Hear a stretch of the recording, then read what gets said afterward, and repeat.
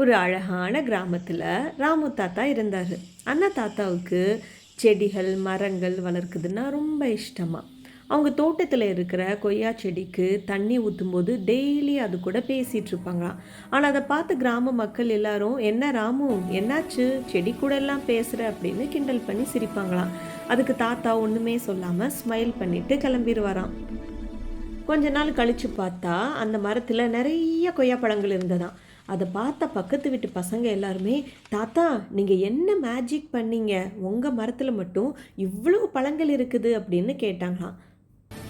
அதுக்கு தாத்தா, நான் எப்பயுமே அந்த செடிக்கு தண்ணி ஊற்றும்போது அது கூட அன்பாக பேசி நிறைய கேர் பண்ணி பார்த்துப்பேன் அப்படின்னு சொன்னாராம். ஸோ குட்டீஸ், நம்ம எப்பயுமே நேச்சரை நல்லா கேர் பண்ணி அது கூட ரொம்ப அன்பாக இருந்தால் அது எப்பயுமே நம்மளுக்கு டபுள் மடங்காக தான் தரும். நீங்களும் அதே மாதிரி செடி மரங்களுக்கெல்லாம் தண்ணி ஊற்றும்போது அது கூட அன்பாக பேசுங்க. அதுவும் அது உள்ளுக்குள்ளேயே சிரிச்சிட்டே நீங்கள் பேசுகிறத ரசித்து கேட்கும். ஓகே குட்டீஸ், செய்வீங்களா?